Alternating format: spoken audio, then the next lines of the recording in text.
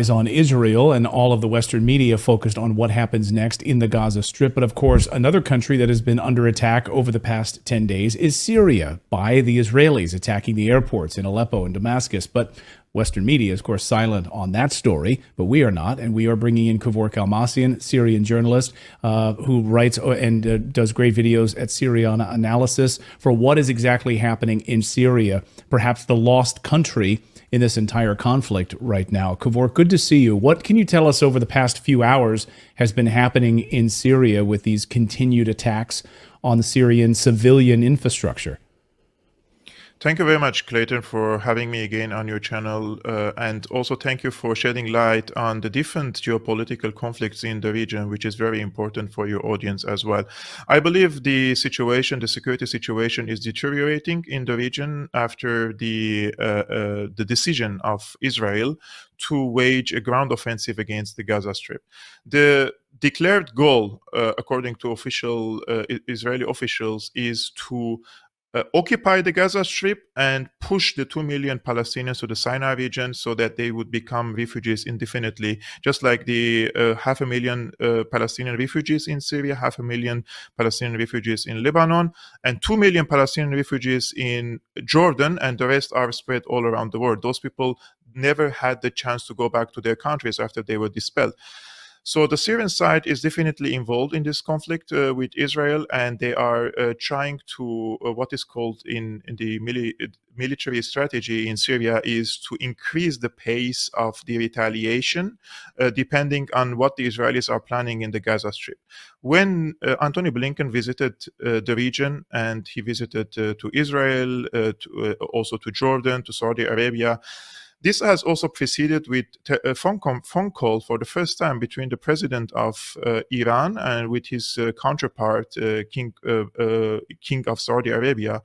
And it seems that there is a consensus, even among the people, even among the countries who want to normalize relations with Israel, that the occupation of the Gaza Strip and expelling 2 million Palestinians to the Sinai region is a red line.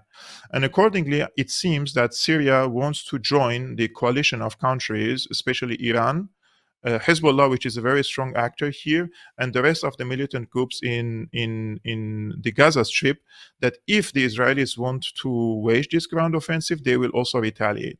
And this also explains Biden's warning against to Israel that they shouldn't occupy the Gaza Strip, because the messages and the signals they have received from the region is that the regional countries and even the countries who are allies with the United States and want to normalize relations with Israel are against this ground operation of Israel in the Gaza Strip. Therefore, yesterday we have seen this report from the Israeli side that say they want to halt or postpone the operation for 1 week because of the bad weather. The truth of the matter is that they received the information or the intelligence information from the region that there is a preparation for escalation against Israel from multi fronts. And let's remember that the Hezbollah side, they are not like Hamas. Hezbollah has over 100,000 soldiers, and they have gained lots of experience in Syria when they fought against ISIS and Nusra. Those are very vicious groups, right? And they have anti-tank missiles, they have air defense systems, and they even have anti-ship cruise missiles. Hezbollah is a regular army, and if they intervene in this war, they will neutralize the air bases of Israel. And that's why the Americans have sent 2 aircraft carriers to the Mediterranean, because Hezbollah and Syria, they're capable of neutralizing the air bases if Israel invades the Gaza Strip.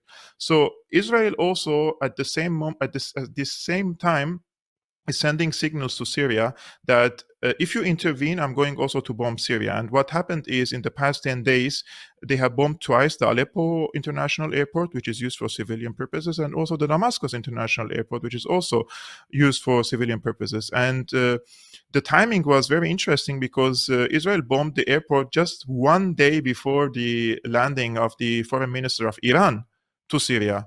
And therefore, the foreign minister of Iran had to go to Beirut, and from Beirut come with a car to Damascus, because Iran is now coordinating with the regional governments. How could they respond to the Israeli potential attack on the Gaza Strip? Now they postponed it. Let's see if they are going to follow the schedule. But if, I would say, Israel invades Gaza and they want to kick out the Palestinians to Egypt, this is definitely going to escalate, and definitely Hezbollah at least is going to intervene. And if Hezbollah intervenes, the United States will intervene.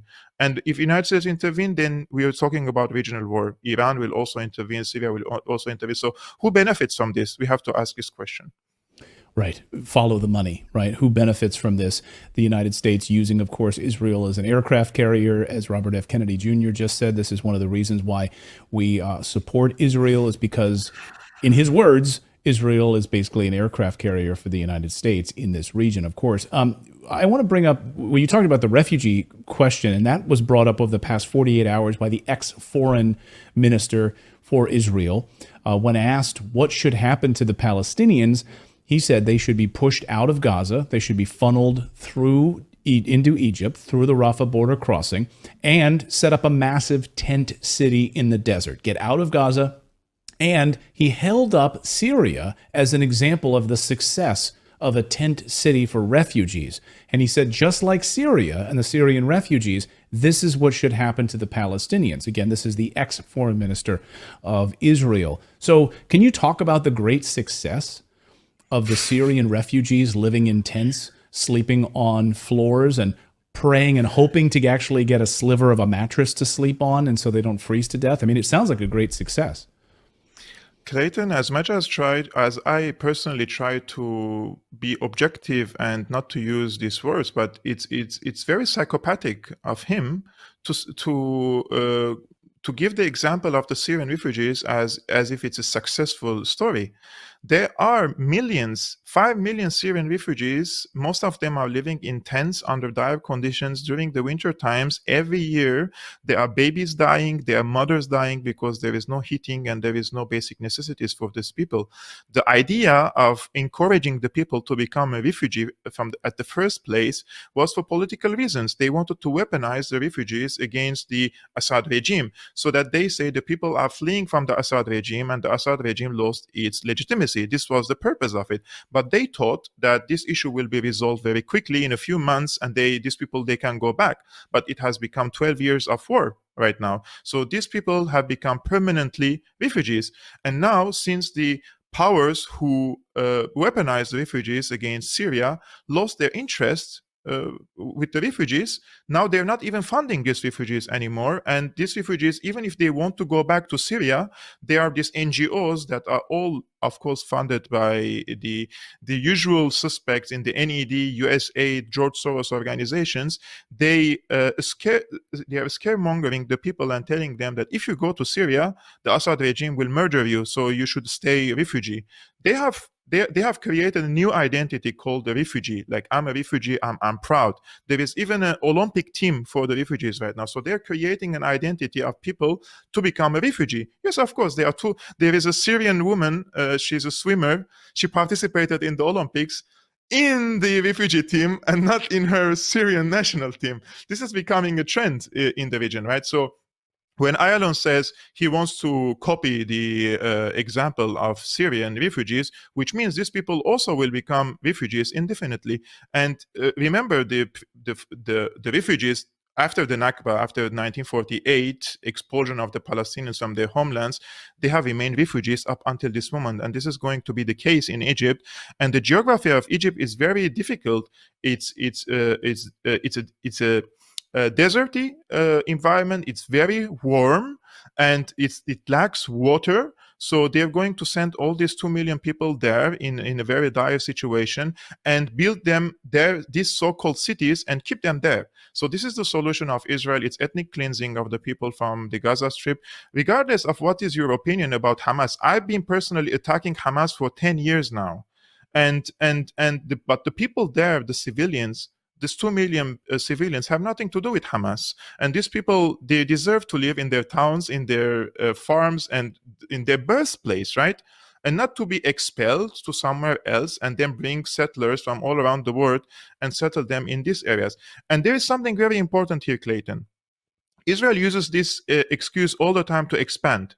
They say security concerns. They occupy the Golan Heights, right? And they say, I have to create a buffer zone with Syria, so they occupy the Golan Heights. They have to create a buffer zone with the Gaza Strip, so they occupy the surroundings of Gaza, and they put military installations there. if the Palestinians been expelled to Sinai, and in a generation, if these kids who are growing up on the stories of the horror that they live now, and in 10 years, 20 years, and they say, I want to go back to my home, I want to go back to Gaza. And if they shoot one bullet on Israel from the Sinai, this time on Israel, Israel would say, now I have to expand in the Sinai because there is a danger, security danger coming from there. And remember, in 1967, Israel occupied the Sinai completely. So if they occupied it once, they would occupy it for the second time. But this time, through this slow, gradual occupation of the territories, quoting security concerns and expanding in the region. So in my opinion, Israel is the only country in the Middle East which is expanding since 1948, and nobody is even saying anything about it. Israel doesn't adhere to the international law, which has drawn where is the border of Israel, right? They don't follow that international law, and they just expand even on Palestinian territories in West Bank by building the settlements. And as Chomsky once said, it has become like a chicken nuggets, like small nuggets everywhere, and between each of these nuggets there are checkpoints of the Israeli occupation army, and all these settlements are heavily protected by armed militias from the settlers, and also from the IDF. Yeah, and of course Egypt now moving to join BRICS. Once they have that BRICS control of the Suez Canal, that would not be something that the United States would want, and so pushing into Sinai to give back control to Western authorities of that major waterway passage would be ideal for Western powers and these globalists as well.